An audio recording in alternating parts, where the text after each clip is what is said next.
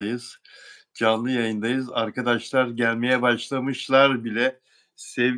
Sevgili Onur Akay'la yine huzurlarınızdayız dostlar. Ünlü yazar, ünlü şair, besteci, yorumcu, şarkıcı Onur Akay. Kısacası o çok iyi bir sanatçı ve benim çok iyi arkadaşım, dostum Onur Akay.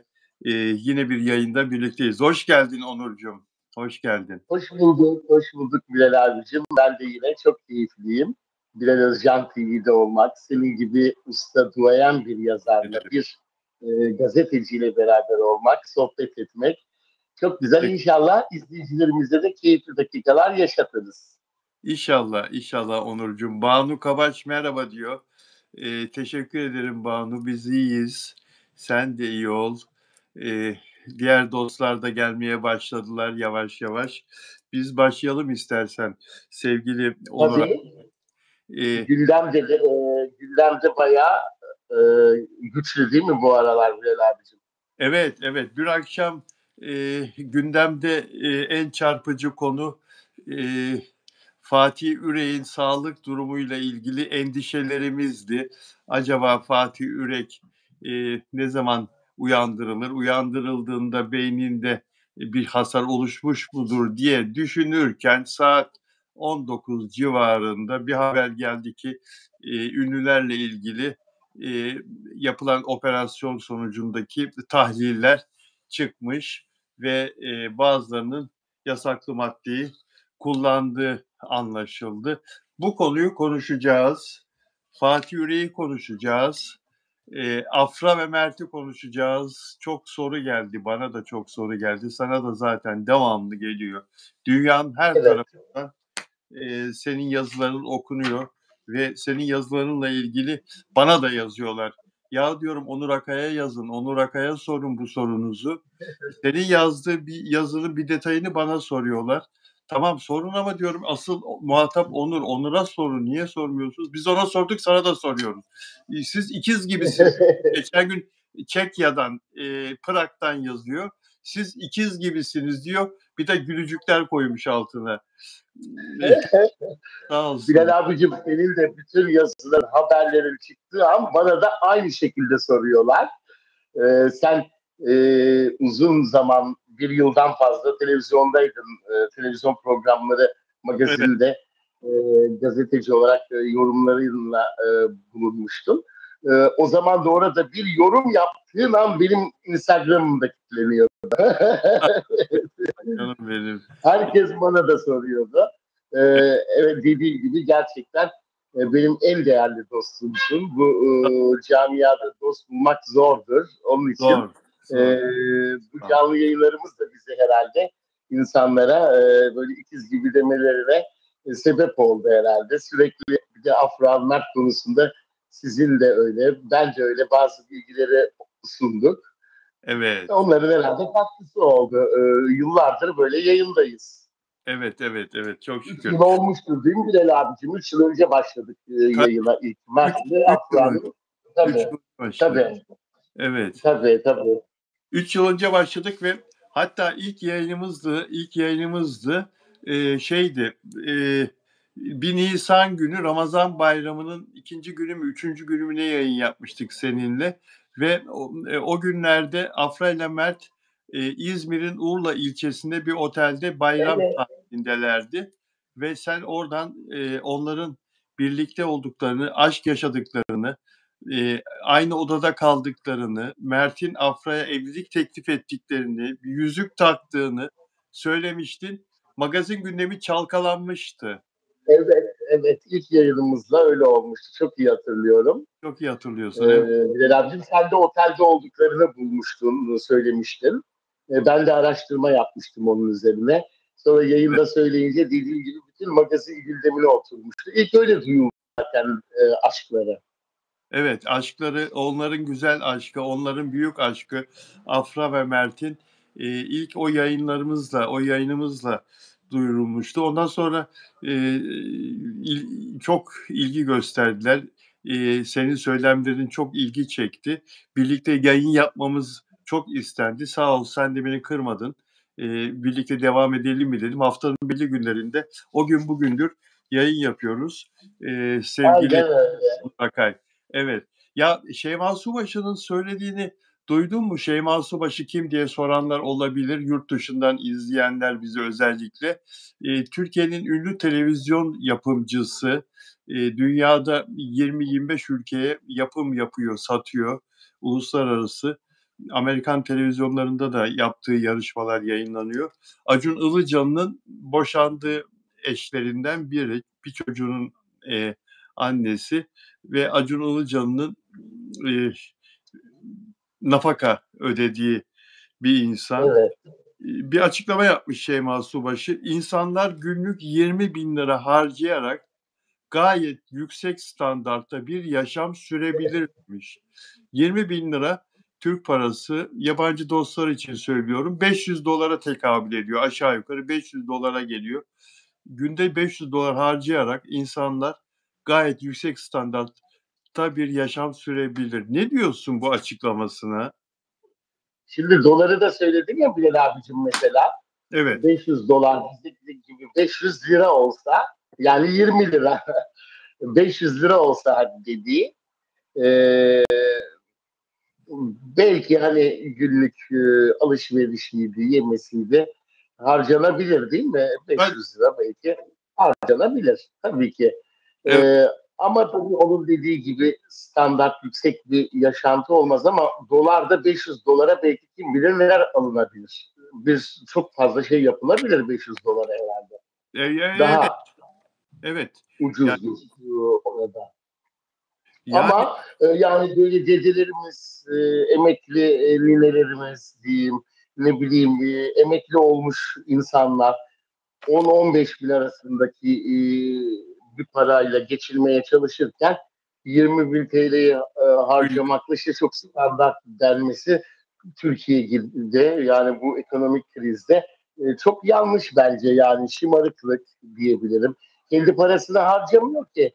Değil mi? Zengin kişileri buluyor, işte nafaka alıyor. Başkasının parasını harcamak kolay olunca bunu söylemek de kolay tabii. değil mi? Günlük 20.000 lira harcayarak gayet yüksek standartta bir yaşam sürebilir insanlar diyor. Günlük 20.000 lira harcarsan ayda 30 gün var. 600 bin lira yapar bu. Ayda 600 Tabii, bin lira kim Türkiye'de kaç kişi ayda 600 bin lira kazanabiliyor ki? Yani yine çok dolar olarak zenginler yine tabii dolar olarak söyleyeyim ayda 15 bin dolar yapıyor.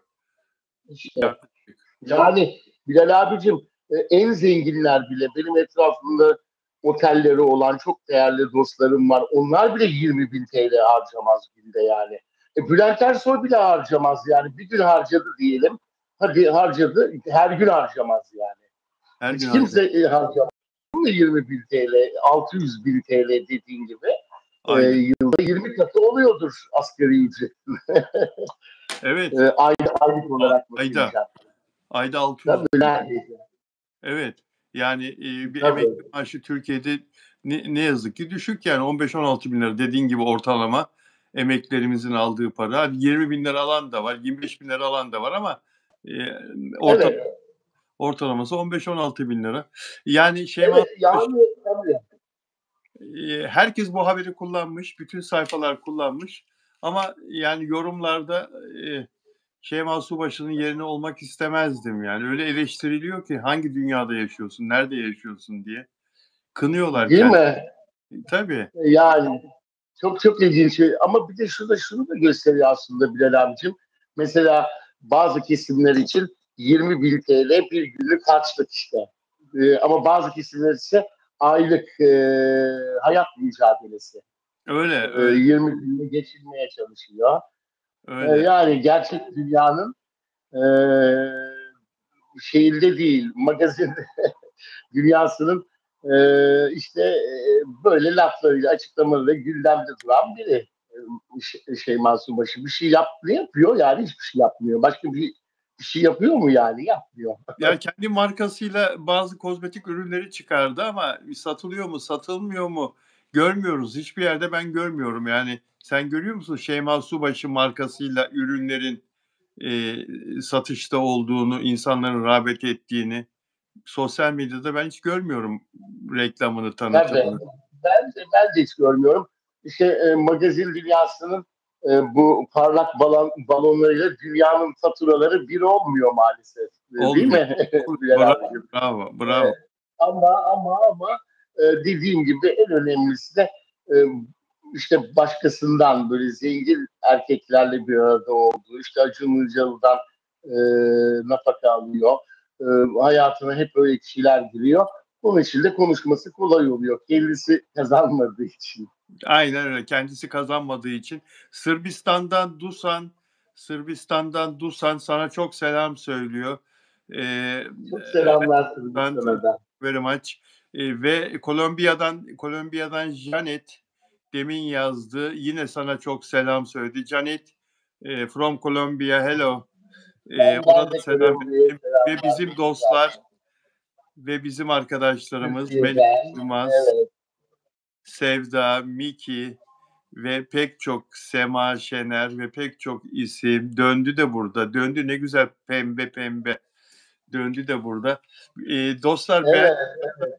Ben de okuyorum hepsini zaten böyle. Hem konuşuyorum hem okuyorum onları aşağıdan. ve Fransa'dan Lidya'ya da bir el sallayalım. Lidya Fransa'dan. Dostlar, beğen yaparsanız memnun olurum ve benim özel üyelerime de bir merhaba demek isterim. Yusuf Dündar burada mı? Özel abonem. Samiye Yüksel, Saniye Yüksel burada mı? Yok galiba. Nelida burada mı? Nelida Arjantin'den, Nelida Manzano, Dilek Şenyurt Frankfurt'tan, onu da göremiyoruz ve Delfina Dimasio Şili'den. Onlar izledikleri zaman bu videoyu daha sonra canlı yayın. Dilek geldi. Yusuf da geldi. Yusuf, nasılsın? İyi misin? Dilek Şenyurt, nasılsın? İyi misin? Sizleri görmek ne kadar güzel. Her şey yolunda mı arkadaşlar?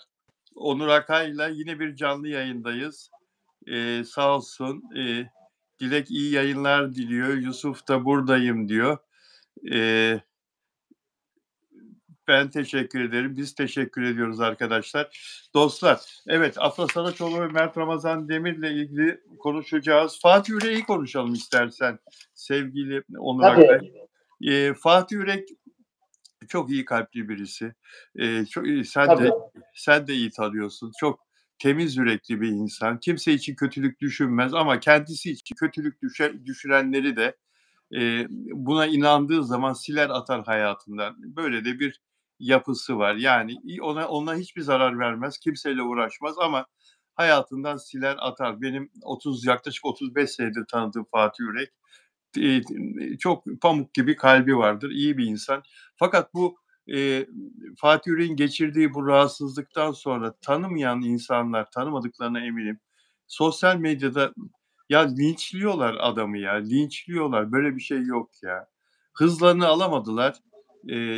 Dün sabah gördüm, beyin ölümü gerçekleşti filan diye paylaşımlar yapıyorlar. Nedir bu sosyal medyada bu sence böyle insanları karalamak, linçlemek, olmayan şeyleri varmış gibi yazmak bir ünlüyle ilgili? Ne diyorsun sen? Çoğu da kendisinde olan şeyleri yazıyor aslında. Onları yazanları bir araştırsak nasıl kişiler çıkacaklar kim bilir.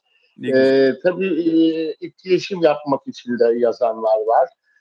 Her zaman kim hastaneye, ben yıllardır böyle haberlerde veriyorum ya Bilal abicim, hastaneye kaldırılan Evet. ünlülerimize işte falan. Hemen zaten ben duyurduktan sonra, gazeteler girdikten sonra bir gün sonra mutlaka sosyal medyada öldü diye yazarlar.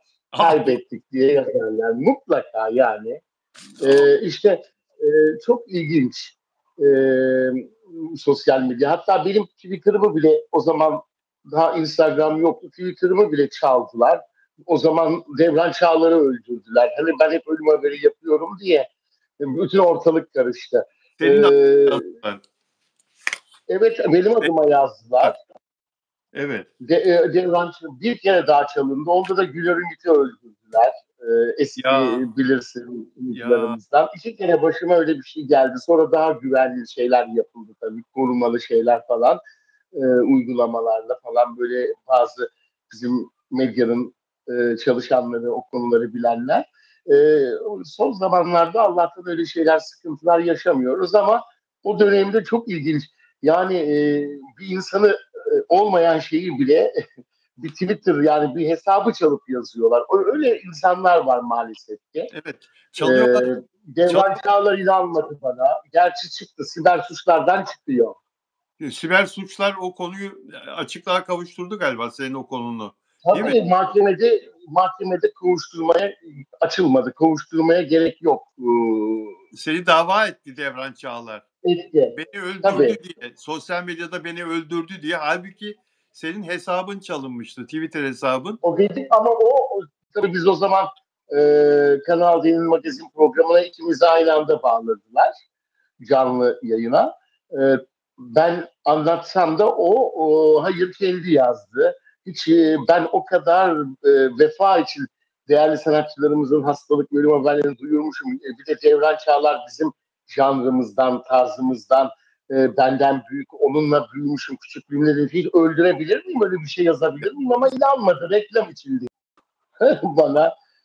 Ya, seni iyi tanımıyormuş demek ki. Ya da dolduruşa gelmiştir. Bazıları Bir kere oturduk zaten kendisiyle Ortaköy'de sohbetler ettik. Onun dışında o zaman bana açıklama yapmıştı. Ben Eşref Kolçak'ın oğlu değilim diye. E, e, Yani onun oğlu olduğu söylenirdi. söyleniyordu. Evet. Fakat çok iyi tanışmıyoruz. Yani sadece bir kere oturmuşluğumuz var. Sosyal medyadan takip. Zaten Almanya'daydı ya uzun zamanlar Bilal abicim. Yoktu. Evet. Ee, işte zaman zaman öyle şeyler başıma geldi. Yani sosyal medya böyle maalesef ki. Kaç kere öldü? Ciguli'yi 3 kere öldürmüşlerdi Bilal abicim. Ben yazınca Türk sanat müziği sanatçısı olunca güvendiler. Gerçek öldüğünde bile inanamadı insanlar. Gene mi böyle öldürdüler diye. Benim de hayatımda ilk yazdığım şeydir. Yani hani hep ben yazardım da birini kaybedince başsağlığı mesajı yazardım. Bunu da öyle yazdım. Jiguli'de bildiğimiz başsağlığı ama ana haber bültenlerine kadar benim tweetimi verdiler o sene. Çünkü benden önce yazılımdan önce 3 kere öldürülmüş sosyal Ama medyada. Düşünün yaşarken ben sanat müziği sanatçısı olunca güvenip beni verdiler. Bunun üzerine de ben ne yazarsam artık hep ben duyurdum diye de verdiler. Bu sefer ben artık köşe yazılarıma taşıdım bunları. Baktım ki hiç değilse 15 gün ölüyor, kimse duymuyor, hastalanıyor, ihtiyacı oluyor, kimse duymuyor. Madem benim her yazdığımı yazıyorlar, ben de bunları hep yazdım ondan sonra. Böyle başladı yani sosyal medyanın bu yaptığı yanlışlıklar insanlarda, basında bir güvensizlik yarattığı için de herkesin, ünlüler de hemen paylaşıyordu. Bilmiyor musunuz Bilal'cim? Araştırmadan. biliyorum. Ben de ben de onların hepsini araştırarak hep doğru bilgileri paylaşmaya çalıştım. Bana da böyle bir katkısı oldu bu tür yazarların, bu tür Ve tweet Onur atanların. Akay'a Onur Akay herkesten önce hastalanan ünlülerin ve vefat eden ünlülerin haberini gazetecilerden bile önce alıp duyup paylaşıyordu arkadaşlar sosyal medyada. Hepimize, bütün gazetecilere, bütün televizyonlara maille de haberi duyuruyordu Onur Akay. Herkes de hayret ediyordu. Ya Onur Akay herkesten önce bu haberleri nereden alıyor? Ve isim koydular, Felaket Tellalı diye. Tellalı Onur Akay'ın koydular. evet, Onur Akay'ın lakabı Felaket Tellalı Onur Akay oldu. Hep ölüm haberleri, hastalık haberleri veriyor diye. Ve sonra da günün birinde onun hesabını çalıp, tweetini çalıp bir sanatçı öldü diye ismiyle de yazdılar ve o sanatçı da kendisi anlattığı gibi onu mahkemeye verdi. Beni yaşarken öldürdün diye. Allah'tan Ya ne kadar ilginç şeyler. Allah rahmet polis eylesin ona da. Evet, Allah'tan polis işi çözdü. Şimdi de mesela eskiden değil de kısa süre öncesine kadar Instagram hesaplarını çalabiliyorlardı hacker'lar. Instagram çok güzel bir şey geliştirdi. Bilmeyenler için söyleyeyim. Instagram hesabınızı yüzünüzle mühürlüyorsunuz. Sizin yüz hatlarınızı tanıtıyorsunuz. Instagram ya, Instagram'a Evet. ve siz hattınızı göstermeden, yüzünüzü göstermeden hesabınız açılmıyor. Bu çok yararlı bir uygulama oldu. Artık Instagram hırsızlığı biter bundan sonra. Fotoğrafımızı gösterirlerse bir de olmaz, öyle değil mi? Olmaz. Mutlaka canlı olması lazım. Canlı olacak. Canlı olacak. Yani şifre falan girmiyoruz. Parmak basmıyoruz artık. Yüzümüzü sağdan, soldan, üstten, alttan onu yönlendiriyor sizi. Nereden nasıl yapacağınızı. Yapay zekâya sorun, o söyler. Bu da Tabii güzel. tabii. İnşallah Twitter'da da Çok iyi olmuş. tabii Twitter'da da olur inşallah bu. Çünkü Twitter İnşallah.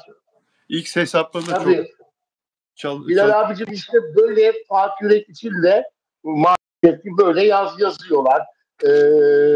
Çok yanlış. Ben de, sen de kınamışsın. Dünkü programında izledim seni. Ben de kınıyorum yani öyle yazanları. Zayıflama iğnesinden konuşuluyordu, iddialar vardı.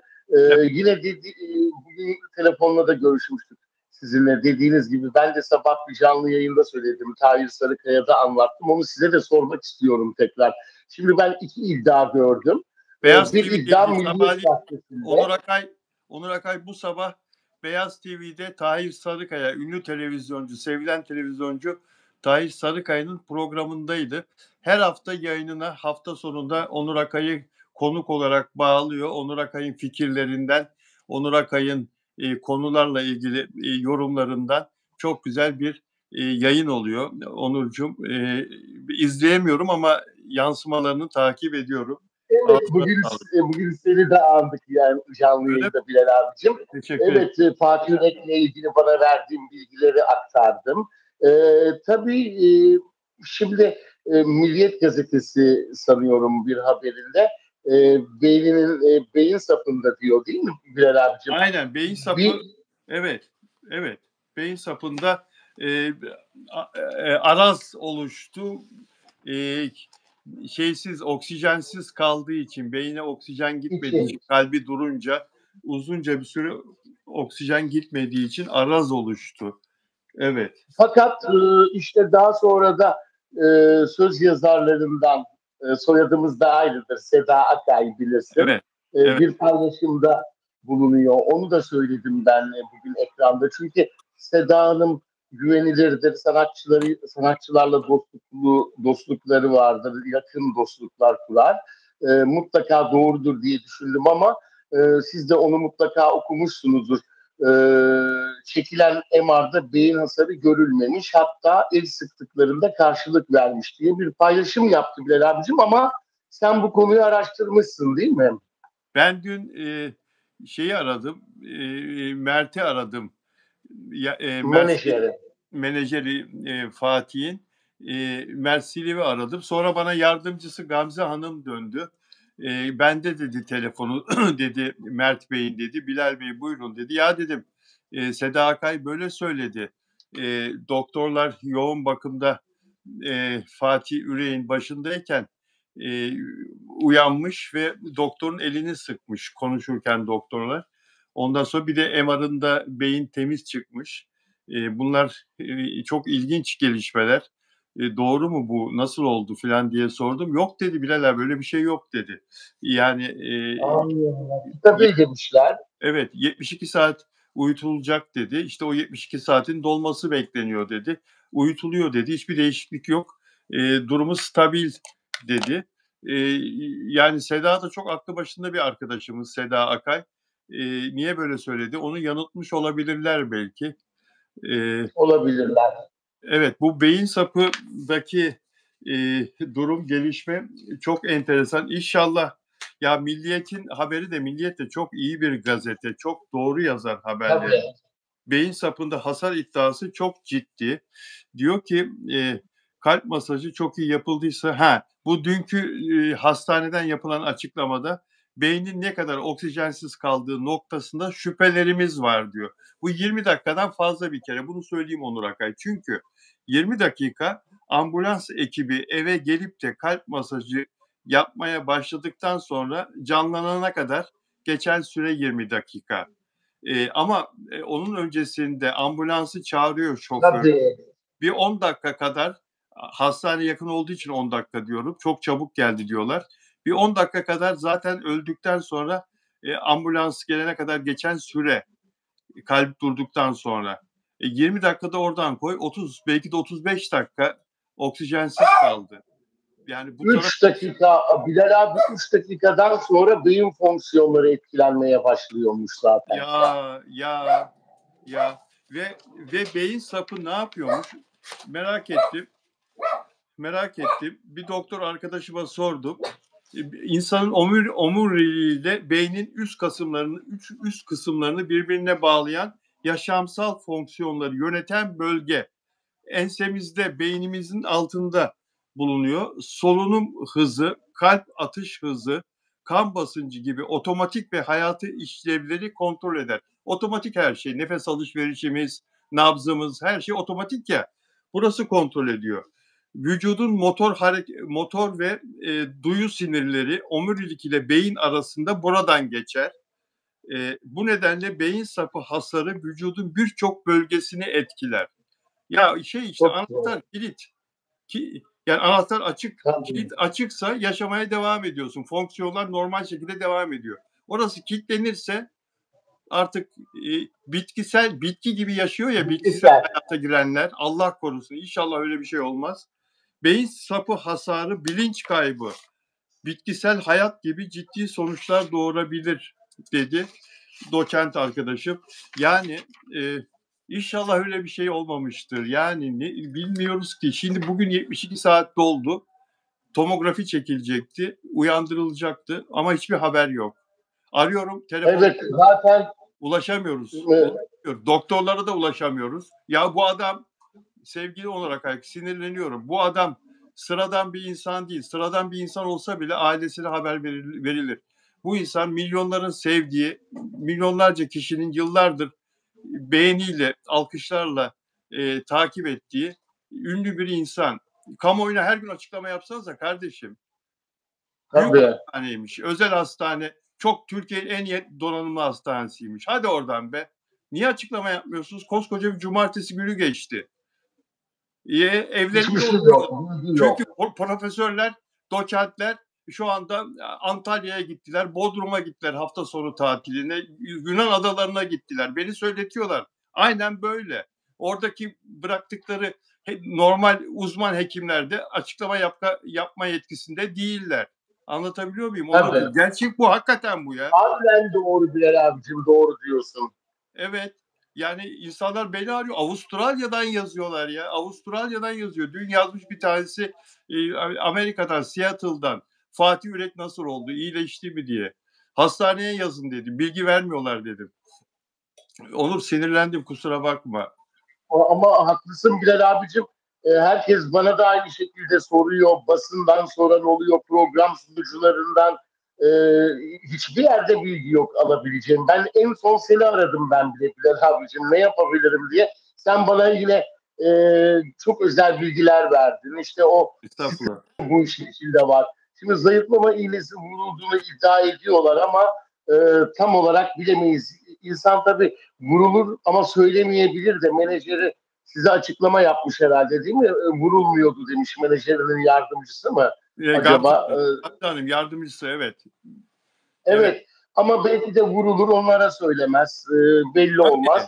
Tabii. E, Doktorlar çünkü böyle bir şey de olabilirmiş diyen doktorları da varmış yani. Evet. Ama stres de işte olduğunu ben sizinle görüştükten sonra anladım yani. Son zamanlarda çevresi nedeniyle işte o sattırdıkları evi olsun, 5 katlı Bodrum'daki evi, orayı satıp da başka Bodrum'dan torbadan mı almıştı oraya geçmesi. Yukarılarda, yükseklerde İşte bir ev yine aldı. bir tefeciye kaptırılan bir para olduğunu öğrendim. Ablasının nedeniyle, yüzünden sanırım.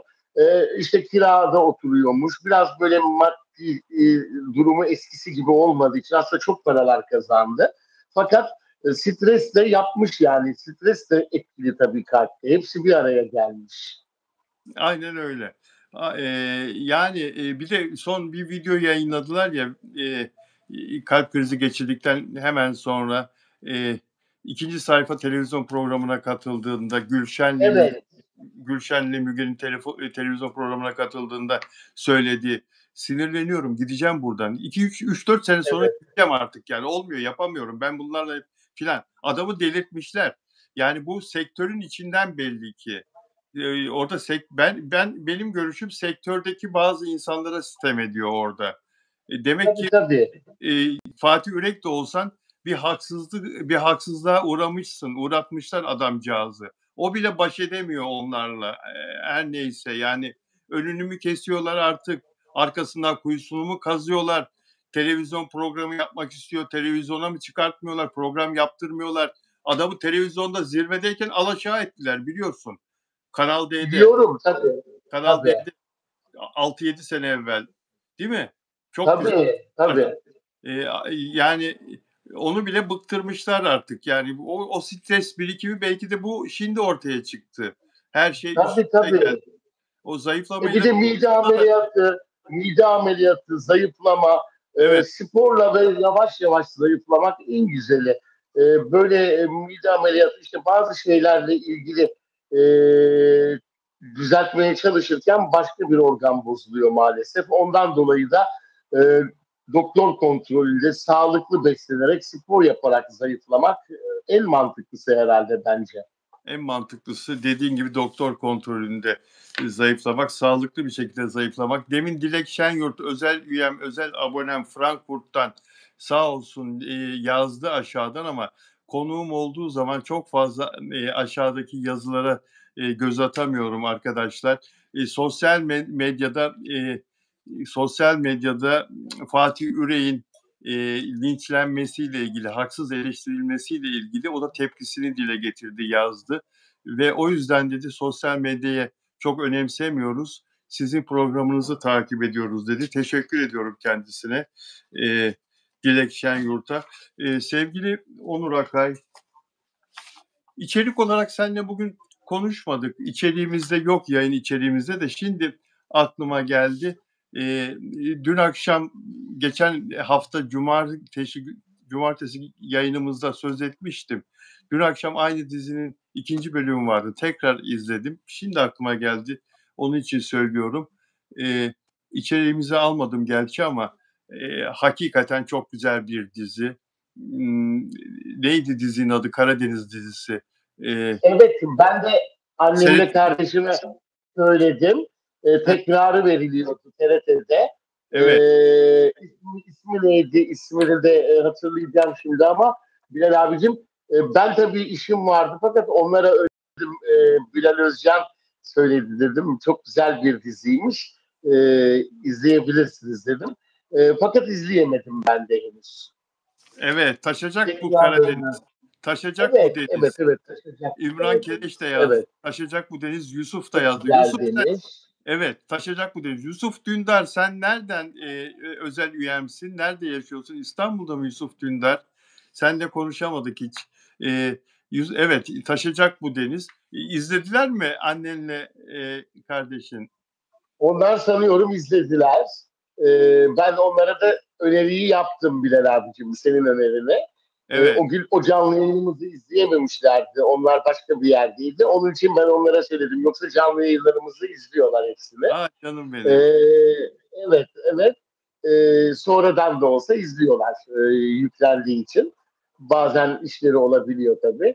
Ama Bilal abicim çok güzel olduğunu da insanlardan da duyuyorum. Sosyal medyada da yazıyor insanlar.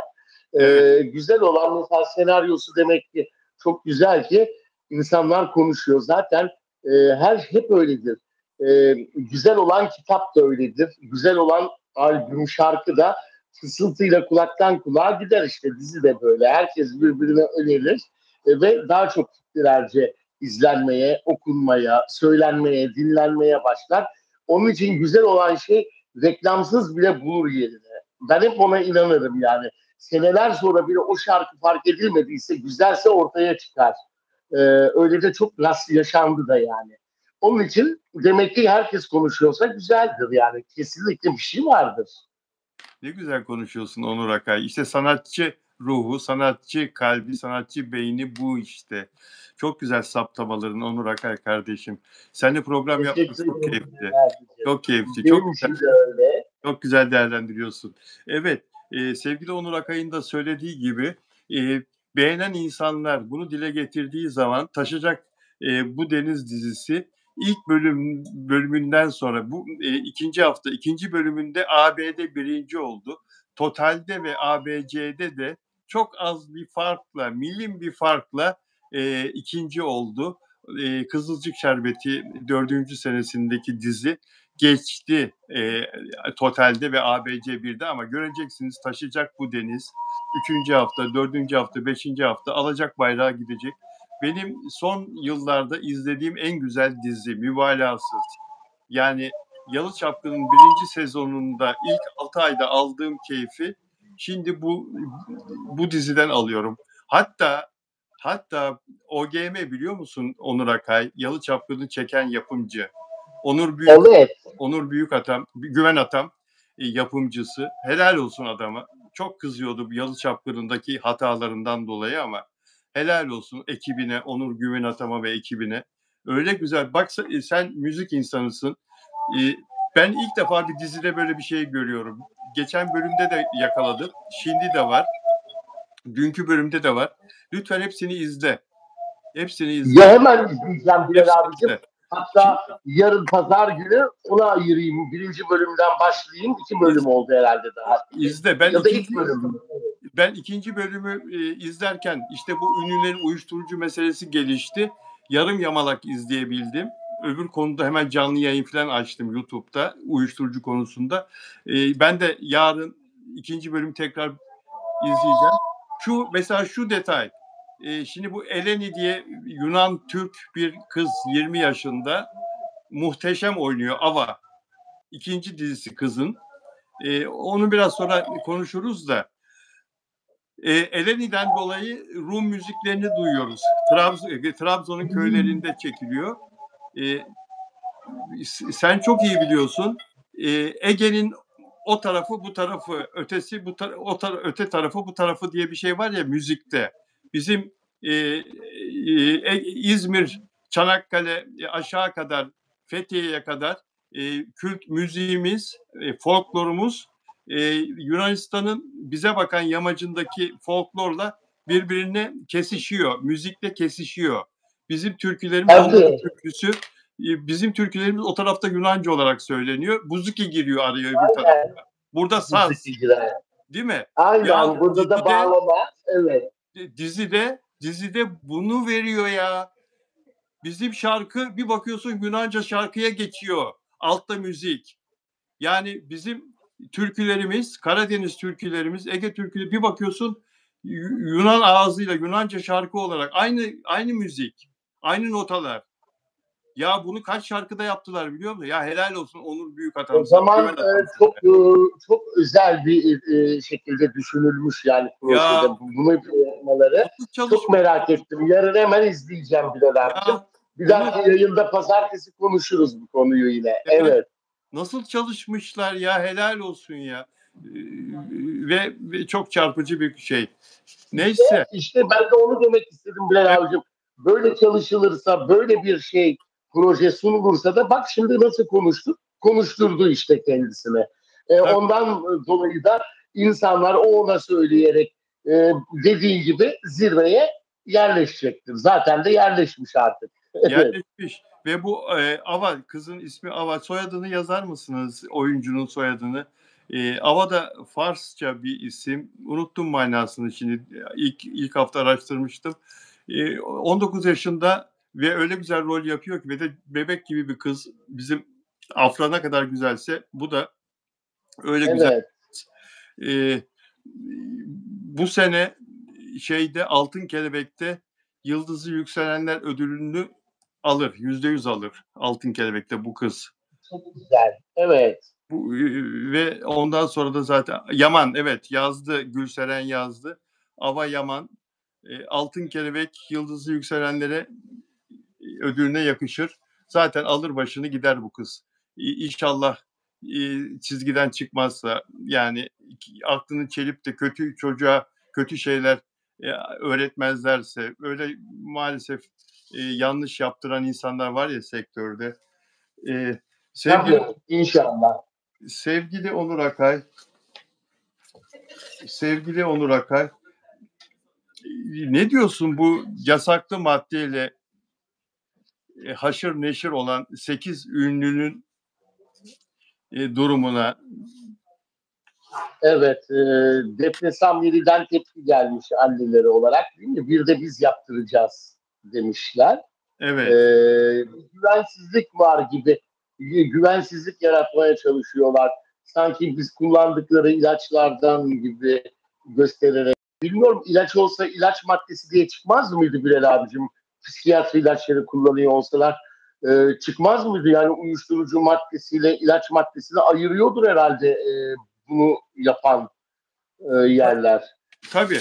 Şöyle söyleyeyim, bu 8 ünlünün yasaklı madde kullandığı belli oldu, ortaya çıktı. O ilaç etken maddesi tespit edilen 4 kişi de açıklandı kanında. Engin Polat mesela antidepresan kullanıyormuş. İrem Derici öyle, Feyza Altun öyle, Zinet Salih öyle. Yeşil reçeteyle alınan ilaç kullanıyorlarmış. Evet, Doktor reçetesiyle alınan. Yani bunların ilaç olduğu zaten belli olmuş. evet. Evet ve bunlar Ama yasaklı madde. yasaklı madde çıkanlar da bizimki de ilaç diyor. Onu demek istedim Bilal abicim. Evet. Yani, ama şu dikkatimi çekti. Hadise en çok da hadiseyle uğraşırlar ya, hadisenin e, donuyla, işte donunu gösteriyor ama bakın Evet. tertemiz çıktı bizim hadise. Değil mi Bilal abicim? Ya, ya Hadise evet, giyimiyle sahnede, danslarıyla çok eleştiriliyordu ama, değil mi? Hadiseye çok yüklenmişlerdi. O da suçludur, Tabii. o da bakın onda da çıkacak filan diye tertemiz çıktı hakikaten ya. İ İrem Derici de öyle. E, İlhan evet, Temiz çıktı dediği gibi. Şimdi mahalle mahalle dolaşacağım diyor. Biz de Akçay İkizçay mahallesindeyiz. Gelirse haber versin, yanına geleceğim desteklemeye. Ama ne güzel kullanmamaları. Bak ne güzel örnek olmuş oldular. Aslında işte ışıltılı hayatların arkasında bazen böyle karanlık sırlar var Bilal abicim, değil mi? Setlerin, sahnelerin böyle parlayan yıldızları işte mahkeme koridorlarında bir anda karşınıza çıkabiliyor. Hep böyle o ışıltılı hayata özenirler ama arkasında neler neler olabiliyor maalesef ki. İçenleri de, işte yasaklı madde kullananları da basında isimlerini vermişler. E, Milyonlarca kişi takip ediyor. Gençleri etkileme gücü olan bu isimlerin e, böyle skandallarla gündeme gelmesi hiç hoş değil yani. İyi bir şey değil. Kötü bir örnek oluyor. Kullanmayanlar da sağlıklı yaşam ne güzel işte. Zaten hadise kendisine çok iyi bakıyordur diye o fiziği koruyabilmek için düşünüyorum ben. çok doğru söylüyorsun, çok doğru söylüyorsun. Kanında herhangi bir madde tespit edilmeyenleri söyleyelim. Mert Yazıcıoğlu, ATV'de Evet. Orhan Gazi dizisinde başrolde. Duygu Özaslan, Demet Evgar, Zeynep Meriç Aral, Ceren Moray, Hadise, Özge Özpirinççi. Bunlar tamamen temiz çıktı. Eee, ve Ceren hangisiydi Bilal abicim? Daha yeni doğum yapan biri de var, değil mi? evet, o da temiz çıktı. Zeynep Meriç Aral, Tabii. Ha, Zeynep evet Meriç oydu değil mi? Aral, evet. Aral soyadı kocasından geliyor. Zeynep Meriç Aral. O da temiz çıktı. Ee, şey e, e, Ondan niye şüphelenmişler acaba? ihbar. İhbarda bulunan Evet. onun adını da vermiş. Onun adını da vermiş. İrem Derici ile ilgili ifadesi alınırken jandarma tarafından 8 Ekim günü Hürriyet'in genel yayın müdürü o kadar manyaklık ayık kafayla yapılmaz filan gibi bir şey yazmıştı İrem Derici ile ilgili. Manyaklık dememişti de o kadar dangalaklık mı öyle bir şey demişti. Yani İrem Derici böyle çılgın ya. Evet. Ondan sonra yani sen kullanıyorsun ki böyle dağıtıyorsun anlamında. Bugün temiz çıkınca, dün temiz çıkınca İrem Derici ona cevap verdi sosyal medyadan. "Şişti mi, ne haber?" filan gibi bir şey yazdı. Yazmıştır ama kayıt kafayla da yapmıyor yani. Ama yasaklı madde kullanmıyor. Yasaklı madde kullanmıyor. Yeşil reçete ilaçla. Evet. Ya bugün ne Evet. oldu?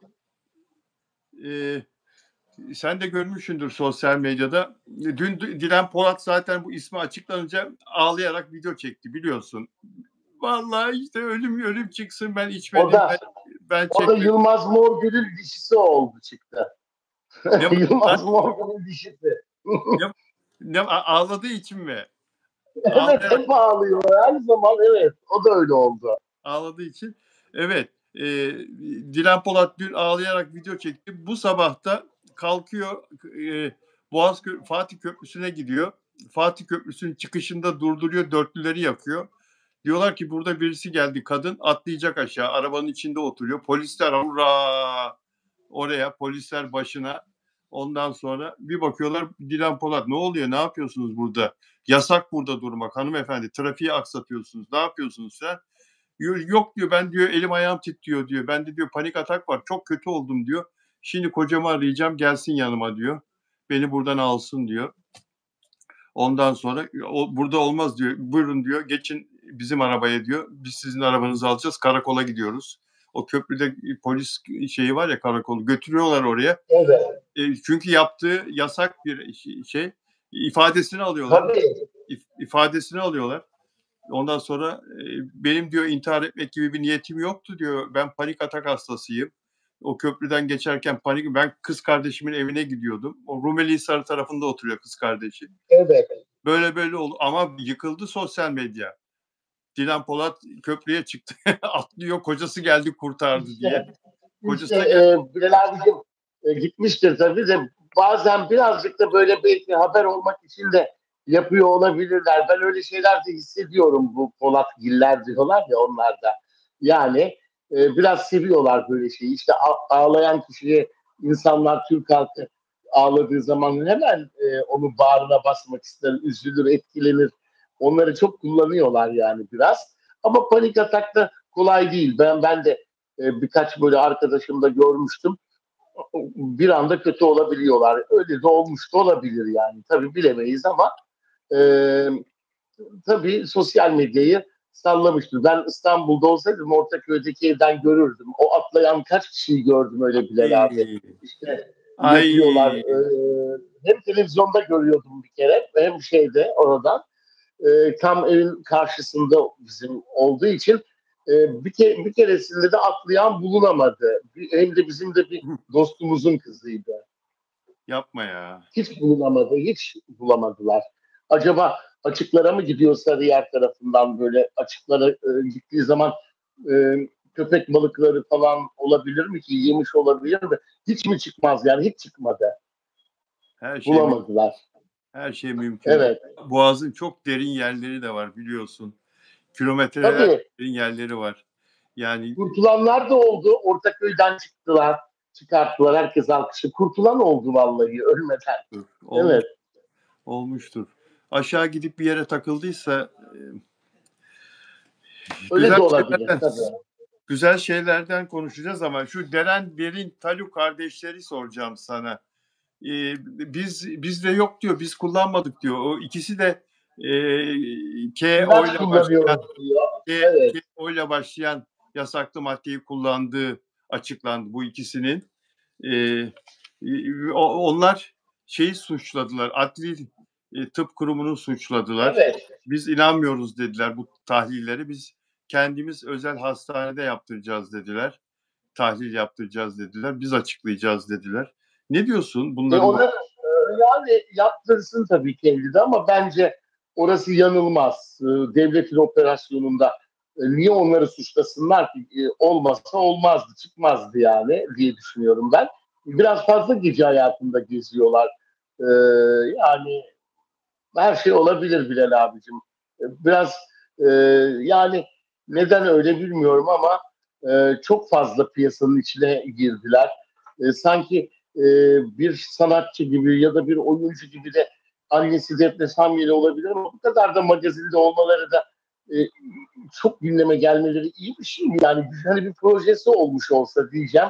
Ne yapıyorlar ki değil mi Bilal abi? Var mı bir şey yani? TikToker. TikToker yaptıkları mesleğinizle biz üniversite bitirdik. Ben mühendisim. Kardeşim de mühendis. Yüksek bilgisayar mühendisiyiz. Ne yapıyorsunuz? Ne iş yapıyorsunuz? TikTok'ta video çekiyoruz, paylaşıyoruz. Yaptıkları bu. Yani ben Evet. Amerika'da yüksek okudular, eğitim aldılar. Amerika'da biliyorsun bu Ama işler gençler geldiler arasında çok yaygın. Yani orada bulaşmış ama olabilir. geldiler Bilal abicim yüksek TikTok güzeli oldular çıktılar. Yani ne kadar ilginç ya hayret bir şey. Evet, Bari hiç değilse bu meslekte hani bir şeyler yapsınlar anneleri gibi. Anneleri mesela kendini çok geliştirmiş çok, diksiyonunu çok, güzellik yarışmasından gelmiştir. çok. Fakat hem ekrana yakışıyordu hem Tabii. de kendisini ben bir diksiyon hocası olarak senelerce yaptım. Semih Sergen'di benim hocam 4 sene. Çok beğenirdim Defne Samyeli'yi. E, Çok, haber spikeri çok. olduğu vakit. Ama kızları da annesine örnek almaları gerekir. Yani biraz onlarla daha fazla e, onları yönlendirmesini beklerdim. Başka şeyler beklerdim yani ben onlardan. Dediğin gibi Defne Samyeli o kadar başarılıydı ki Show TV'deyken Evet. Kanal D'ye transfer olmuştu. Show TV'nin yanılmıyorsam Show TV'de önce çalıştı yıllarca. Ya yanılıyor olabilirim. Kanal D'de yıllarca çalışmış. Sonra Show TV Kanal D'ydi herhalde. Ben de öyle önce hatırlıyor gibiyim ama sonra evet. evet sonra diğerine transfer oldu. İkisinde de zirvedeydi. Ratinglerde falan çok iyiydi. Ve Amerika'da New York'ta hiç unutmuyorum Anchor Woman olarak ödül almıştı. Yani Tabii.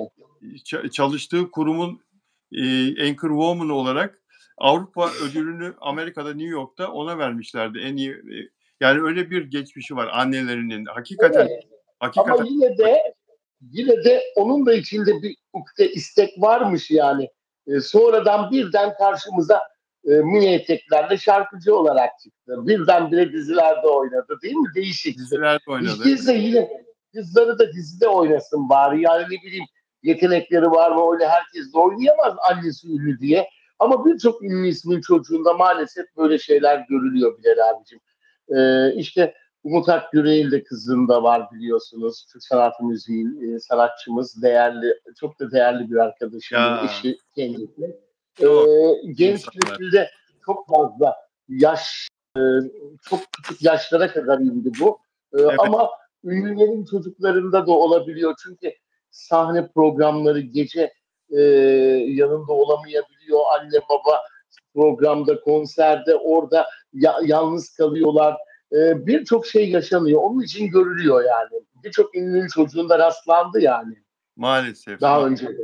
Evet. Umut Akgürel'in evladı yenmişti bunu ama sonra yine başladı diye duydum. Yine kullanmış. Evet Ya, işte yani senelerdir o sıkıntıları yaşıyor Umut'ta. ya Allah Umut yardımcıları. da yani ben hiç bilmiyordum, hiç söylemezdi yani böyle. Artık canına tak etti o son dönem herhalde ki Tabii yardım çığlıkları attı. Mesela Ortaköy'de otururduk. Birdenbire gülerken birdenbire ağlamaya başlardı. İşte acaba niye öyle diyordum? İşte kim bilir şarkılar onu birden güldürüyor, birden ağlıyordu. İşte demek ki bu sorunlar nedeniyle e, zor zamanlar yaşıyormuş içinde. Biz bilmiyormuşuz. Sonradan öğrendik. Evet. sevgili olarak Afra Saraçoğlu'nun dizisi başlıyor. Senaryo yazılmış ve birinci bölüm senaryo oyunculara dağıtılmış. Evet. Çalışın diye set gününü de bugün yarın haber verecekler oyunculara. Her şey hazır. Kast açıklanmıyor ama hepsi tamamlanmış. Prodüksiyon bütün yükümlülüklerini yerine getirmiş. Mekanlar, şunlar, bunlar her şey okeylenmiş. Başlıyorlar. Çok güzel. 2 bölümden sonra da yayın tarihi belli olur zaten. İki 2 paket bölümden sonra değil çektikten mi? sonra. Evet, iki Evet. paket ellerinde olunca e, onlar üçüncüyü çekerken ilk bölümü verir bence kanal. ATV'de yayında olacak. E, zaten ben de aldığım bilgiler var. hem de bayağı sağlam kaynaklardan Bilal abicim. Sen biliyorsun, daha 2 gün önce sana anlattım, bazı şeyler, gelişmeler Anlattın. oldu. Anlattın. Evet, evet. Bizim programlarımızı da izlediklerini de öğrendim. Evet, benim kaynağımı da merak edenler var. Afgan Saraçoğlu, Mert Ramazan Demir cephesinde kaynağımın kim olduğunu da merak etmişler.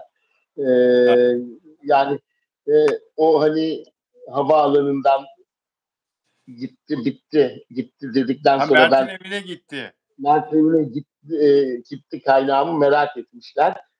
Hani o doğru bilgiyi alabileceğim birkaç kişi olduğu için acaba o muydu bu muydu söyleyen falan diye bazı şeyler, duyumlar aldım.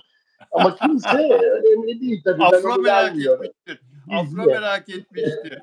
Onur Akay bunu kimden duydu, kimden Artık öğrendi? Sor bilmiyorum kim bakalım merak etti. Afra'ya. Benim sorduğumu söylemeyin. Kimden aldı Onur Akay bunu, kimden öğrendi ya? Ben kimseye söylememiştim diye. Afra Saraçoğlu merak etmiştir. İşte E artık bakalım, merak edince ben de kaynağımı, hakim gelse sorsa vermem dedim. senin ağzını aradı birileri öyle mi? Evet. Yani aşkları da çok iyi gidiyor, onu söyleyeyim. Ama Ay ne artık güzel. dediğim gibi böyle abi, bu çalışmalar nedeniyle belli bir süre yine böyle gizli yaşayacaklar. Yine dediğim gibi 3 sene önceye döndük. Evet. Yani aynı o 3 sene önce canlı yayında başladığımızda partner oldukları için açıklayamıyorlardı da yakalanıyorlardı. Yine aynı şeyleri yaşayacağız bu sezon herhalde. Bakalım neler olacak. Ama çok iyiler. Yani aslında gizemli de olması güzel bir şey değil mi? Tabii. Gizem de güzel. Onlar zaten çok konuşmayı sevmeyen de birileri. E, Hep evet, artık e, şöyle diyorum ben, herhalde Gizem aşkın en güzel baharatı. Onların baharatı da Gizem. ya hep Kaç yıldır. Hep öyle oldular. Biz sadece iş arkadaşıyız demişlerdi mesela bir konuşmalarında. Bir konuşmalarında work work diye cevap vermişlerdi. Yani iş yapıyoruz anlamında, çalışıyoruz anlamında. En son işte bitti gitti dedi Afra ama hiç öyle bitti gitti gibi değil. Dediğin gibi ondan sonra da Sarıyer'e gitti. Mert'in yanına gitti. Yani Tabii o doğum gününde Bilal abi, doğum gününde biz iş arkadaşıyız dedi ya bir kere, tabii. kızmıştı da öyle dedi. Evet. Ama hemen kısa süre sonra da Mert onun evinden çıkarken yakalandı. Yani e, bunu tabii başka söyleyenler de oldu. Onlar birbiriyle görüşmek istemiyor falan diye, gazetecilerden de. Ama sonra başka şeyler gördük. Her seferinde e, yani yanılttı herkesi, yanılttılar. Biz sevgili değiliz ama teknede yakalandılar. Oradan çıkarken yakalandılar evden. Bunun gibi işte. İşte bu gizem olmasaydı da ilk günden el ele çıksalardı belki de bu kadar konuşamazdık ki. Tamam, sevgililerdi, arasında haberleri olurdu. İşte gizem onun için önemli bir şey herhalde Bilal abiciğim. Merak ettiriyor, konuşturuyor insanları. Bir de çok güzel konuşuyorsun Onur, çok doğru söylüyorsun. Bir de önemli olan onlar için, ikisi için önemli olan şunu unutmayalım. Yasaklar bize. Onlara ulaşamama, onların ne yaşadığını bilememe durumunda olan Tabii, biziz. Biziz. Yani biz aşk acısı çekiyoruz. Onlar çekmiyor ki. Biz onlara olan bağlılığımızı, sevgimizi onlarla paylaşamıyoruz. Onlardan bir elektrik alamıyoruz. Onların birlikte mutlu olduklarını göremiyoruz. El ele olduklarını göremiyoruz. Biz buna üzülüyoruz. Halbuki onlar birbirlerini her gün görebiliyorlar. Setleri bittiği zaman çalışırken. Şimdi de zaten günde 5-6-7 saat birlikte olabiliyorlardır iş olmadığı için. Yani bize sıkıntı dediğim tabii. gibi. E, Onlar da bunu milyonlarla paylaşmaya mecbur hissetmiyorlar kendilerini. Çünkü zaten Onur Güven Atam ikisini de bağlamış. İkisine de çok büyük paralarla iş yaptırıyor. Birlikte iş yapıyorlar. İş yaptıkları şirketin sözleşmesini imzalamışlar. O sözleşmede de özel hayatınızı kimseye göstermeyeceksiniz yazıyor. Yani ve ceza maddesi de çok ağır. Dolayısıyla onlar da e, bitti gitti demek mecburiyetindeler. Bunu Tabii. durdurmasın insan. Aynen öyle Bilal abicim. Bu işin özeti bu. Ayten Darik sanıyorum değil mi? Yanlış okumadım. Biz de mutlu olalım demiş. Tabii yani fanlar da öyle bir fanları var ki mutlu olmayı hak ediyor, Afran fanları. Çok büyük bir ilgiyle, sevgiyle 3 yıldır onları takip ediyorlar. Bir kişi başlık atsın Bilal abicim, başlık atan siteye bile yağıyor o başlığı kaldırın diye. İnsanlar onları o kadar koruyorlar. Yani böyle bir fan olamaz. Onların da mutlu olmaya hakkı var ama inşallah sonunda güzel bir şey olsun, evlilik olsun da o zaman mutlu olsun herkes, değil mi? Bakalım. İnşallah. Şimdi profesyonellik var. Kariyerleri ön planda, para kazanıyorlar. E, onları e, ön plana alıyorlar. Ve haklılar da. Daha çok gençler. Tabii ki güzel şeyler, mutluluk, hayranlarına da mutluluklar yaşatacaklarından eminim ben Bilal abicim. Canım benim. Onlar mutluluğu yaşasın. Bizim de bundan haberimiz olsun. Bizler de mutlu olalım diyor hayranları. Haklılar tabii. Tabii. Sevgili Onur Akay, çok teşekkür ederim. Yayınıma renk kattın her zaman olduğu gibi. İyi ki varsın güzel kardeşim. Sağ olasın. Ben teşekkür ediyorum Bilal abicim. Sen de öyle, iyi ki varsın. İyi ki de bu değerli izleyicilerimiz de var. Her birine sevgi ve saygılarımı gönderiyorum. Mesaj yazan, bizi sıkılmadan izleyen, cumartesi günü bir saatini bize ayıran herkese sevgiler, selamlar, öpücükler gönderiyorum. Evet, çok sağ olun arkadaşlar. Özel üyelerim Yusuf Dündar, Dilek Şenyurt, Saniye Yüksel, Nelly Manzano Arjantin'den ve Delfina Dimasio Şili'den hepinize de çok teşekkür ediyorum. İyi ki varsınız değerli izleyenler, değerli takipçiler. E, Yarın pazar, yarın ben yine saat 18'de huzurlarınızda olacağım. Pazartesi günü de sevgili Onur Akay'la yayınımız var. Görüşmek üzere. Hoşçakalın. Sağ olun.